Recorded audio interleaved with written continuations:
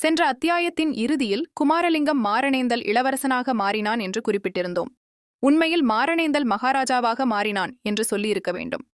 அன்றைய தினம் பகலில் மாரணேந்தல் கோட்டையில் நடந்த துக்ககரமான சம்பவங்களின் காரணமாக இளவரசன் உலகநாதத் தேவனை இனி நாம் மகாராஜா உலகநாதத் தேவர் என்று அழைப்பது அவசியமாகிறது. மாலை எப்போது வரும், மதியம் எப்போது உதயமாகும், மாணிக்கவல்லியின் பாத சலங்கை ஒலி எப்போது கேட்கும் என்று உலகநாதத் தேவர் பிற்பகல் எல்லாம் ஆவலுடன் காத்துக் கொண்டிருந்தார். கடைசியாக மாலையும் வந்தது. பின்னர் உலகநாதத் தேவரின் ஆவல் நிமிஷத்துக்கு நிமிஷம் அதிகமாகிக் கொண்டிருந்தது. ஒருவேளை தம்முடைய ஆவல் பூர்த்தியாகாமலேயே போய்விடுமோ, எதிர்பாராத தடை ஏதேனும் நேர்ந்து மாணிக்கவல்லி வராமலிருந்து விடுவாளோ என்ற பயமும் அவருடைய மனத்தில் அடிக்கடி தோன்றிக் கொண்டிருந்தது. ஆனால் அம்மாதிரி உலகநாதத் தேவர் ஏமாற்றமடையும்படி நேரிடவில்லை. கீழ்த்திசை குன்றின் மேல் சந்திரன் தோன்றிய சிறிது நேரத்துக்கெல்லாம் அரண்மனை பக்கத்திலிருந்து ஒரு பெண்ணின் உருவம் வருவதை அவர் கண்டார். இளவரசி நெருங்கி வர வர அவளுடைய நடையிலே ஒரு வித்தியாசம் இருப்பது தெரிந்தது. முன்னே அவளுடைய நடையில் தோன்றிய மிடுக்கும் கம்பீரமும் இப்போது இல்லை. அது மட்டும்தானா வித்தியாசம்? அன்று காலையும் மத்தியானமும் இளவரசி நடந்த போதெல்லாம் அவளுடைய காற்றிலம்பு கலீர் கலீர் என்று சப்தித்தது. அந்த ஒலி இப்போது ஏன் கேட்கவில்லை?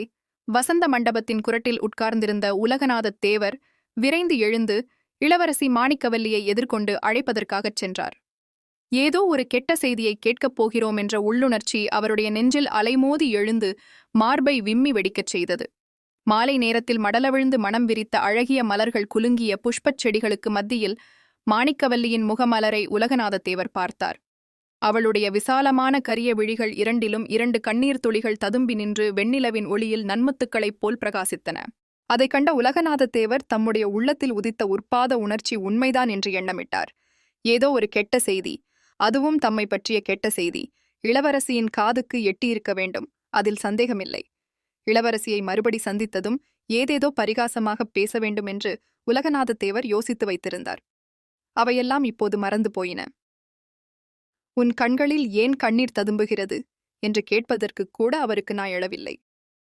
கனிந்த சோகத்தினாலும் கண்ணீரினாலும் வெண்ணிலாவின் மோகன நிலவினாலும் 10 மடங்கு அழகு பெற்று விளங்கிய மாணிக்கவல்லியின் முகத்தை பார்த்தபடியே திகைத்துப் போய் நின்றார்.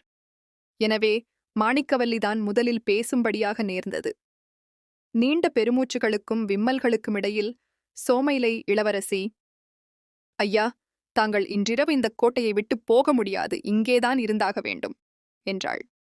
அவள் சொல்ல வந்த கெட்ட செய்தியை இன்னும் சொல்லவில்லை என்று ஊகித்துக் கொண்ட உலகநாதத் தேவர், இன்றிரவு இங்கே நான் எப்படி இருக்க முடியும்?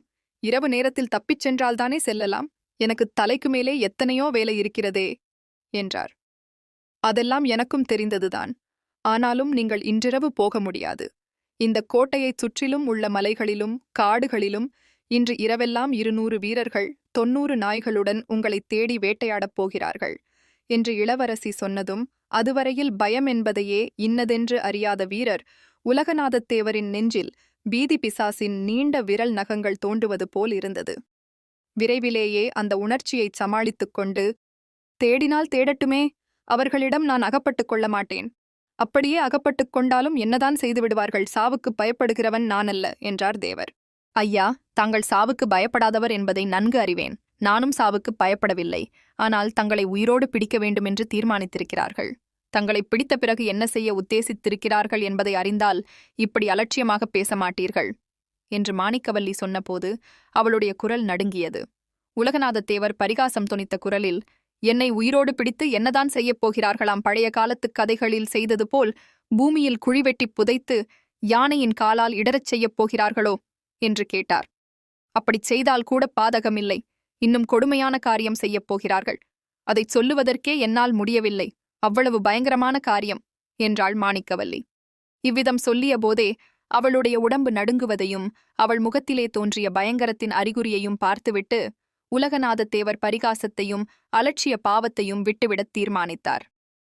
எந்தவித பயங்கர தண்டனையாக இருந்தாலும் இருக்கட்டும், அதற்காக நீ இப்படி மனம் கலங்க வேண்டாம். எல்லாம் சோலைமலை முருகன் சித்தப்படிதான் நடக்கும். இதையெல்லாம் உனக்கு யார் சொன்னார்கள் என்று தேவர் கேட்டார். அரண்மனை அந்தப்புரத்தை தேடி வந்து வேறு யார் என்னிடம் சொல்லுவார்கள்?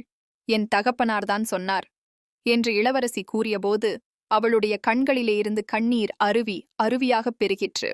அந்தக் காட்சியானது உலகநாதத் தேவரின் உள்ளத்தை உருக்கிவிட்டது. தாம் இருந்த அபாயகரமான நிலைமையை கூட அவர் மறந்து இளவரசியின் மீது இரக்கம் கொண்டார். அந்த இரக்க உணர்ச்சியே அழியாத காதலுக்கு விதையாக உருக்கொண்டது. சட்டென்று தம்முடைய தாய் தந்தையரைப் பற்றிய நினைவு அவருடைய உள்ளத்தில் உதித்தது. மாரணேந்தல் கோட்டை பிடிப்பட்டதோ என்னவோ, தம்முடைய பெற்றோர்களின் கதி என்னவாயிற்றோ, தன் அருமைத் தம்பியை பாவிகள் என்ன செய்தார்களோ, இளவரசியின் விம்மலும் கண்ணீரும் நிற்கும் வரையில் சிறிது பொறுத்திருந்துவிட்டு, நீ கூறியதிலிருந்து உன் தந்தை திரும்பி வந்துவிட்டார் என்று தெரிகிறது. மாரணேந்தல் கோட்டை பற்றி அவர் ஏதும் சொல்லவில்லையா? என் தாய் தந்தையரைப் பற்றி ஒரு செய்தியும் கூறவில்லையா என்று கேட்டார். ஐயோ, இந்த பாவியின் வாயினால் அதையெல்லாம் எப்படிச் சொல்லுவேன் என்று கதறினாள் மாணிக்கவல்லி. தாம் எதிர்பார்த்த கெட்ட செய்தி இப்போதுதான் வரப்போகிறது என்பதை உணர்ந்த மாரணேந்தல் மன்னர், மாணிக்கவல்லி, எப்படிப்பட்ட கெட்ட செய்தி ஆனாலும் சொல்லு, நான் எதற்கும் மனங்கலங்க மாட்டேன். உண்மையை அறிந்து கொள்ள என் மனம் துடிக்கிறது என்றார். ஐயா, தாங்கள் இப்போது மாரணேந்தல் இளவரசர் அல்ல. இன்று முதல் தாங்கள்தான் மாரணேந்தல் மகாராஜா என்று மாணிக்கவல்லி விம்மிக் கொண்டே கூறினாள். இளவரசி கூறியதன் பொருள் இன்னதென்று உலகநாதத் தேவருக்கு விளங்க சிறிது நேரம் பிடித்தது. விளங்கியவுடனே தேவரின் தலையில் ஒரு பெரிய மலையே விழுந்தது போல் ஆயிற்று. ஏதோ ஒரு துயரச் செய்தியை அவர் எதிர்பார்த்தவர்தான். என்றாலும் தந்தை இறந்தார் என்னும் செய்தி தனையரை ஓர் ஆட்டம் ஆட்டிவிட்டது. இதுவரையில் நின்று கொண்டே பேசியவர் திடீரென்று உடல் ஓய்ந்து தரையில் உட்கார்ந்தார். எவ்வளவு அடக்கப் பார்த்தும் முடியாமல் தேம்பலும் விம்மலும் பொங்கி வந்தன. இளவரசியும் அவர் அருகில் உட்கார்ந்து அவரை தேற்றுவதற்கு முயன்றாள். அப்போது அவ்விருவருடைய கண்ணீரும் கலந்து ஒன்றாகும்படி நேர்ந்தது. உலகநாதத் தேவர் சீக்கிரத்திலேயே தம்மை தேற்றிக் கொண்டார். கொஞ்சம் கொஞ்சமாக இளவரசியை தூண்டிக் கேட்டு அவளுடைய தந்தையின் மூலம் அவள் அறிந்த எல்லா விவரங்களையும் தாமும் நன்றாகத் தெரிந்து கொண்டார். இந்த கதையோட தொடர்ச்சியை பார்க்க நம்ம சேனல்ல சப்ஸ்கிரைப் பண்ணுங்க.